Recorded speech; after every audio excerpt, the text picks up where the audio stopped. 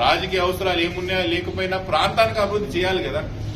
ఏం జరిగింది అభివృద్ధి, ఏం లాభం జరిగింది? అన్నిటికన్నా నాకు కోపం వచ్చే విషయం ఏంటంటే, ఈ రోజు నేను ఎందుకు బయటకు వచ్చి ప్రెస్ మీట్ పెట్టాల్సి 3 రోజుల నుంచి నేను మాట్లాడగలుగుతాను.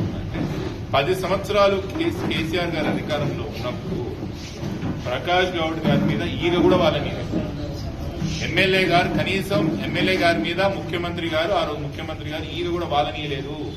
మాలాంటి నాయకులను కూడా మీ నియోజకవర్గం దగ్గర పోవద్దు, ఆయన డిస్టర్బ్ అవుతుంది, మీరు దూరం ఉండండి అని చెప్పడం జరిగింది. మేము ఆ రోజు మా నాయకుడి యొక్క మాట నిజంగా కూడా మేము విస్మరించలేదు. మా నాయకుల విషయం మేము మాట తీయకోకుండా ఈ ఎమ్మెల్యే గారిని కానీ ఆయన వ్యవహారాన్ని కానీ ఎప్పుడు మేము తలదూర్చలేదు. 10 సంవత్సరాలు మొక్కటం లేని మహారాజుగా కేసీఆర్ గారు మిమ్మల్ని చూసుకున్నాడే నియోజకవర్గానికి. అదే ముఖ్యమంత్రి రేవంత్ రెడ్డి గారు గడ్డిపేట యొక్క సభకు వచ్చి ఇష్టారాజ్యంగా మాట్లాడుతున్నప్పుడు, అభివృద్ధి చేస్తలేనన్నప్పుడు కనీసం మీకు చీవ కుట్టినట్టు లేదు చూడండి. ఇది నాకు చాలా బాధ.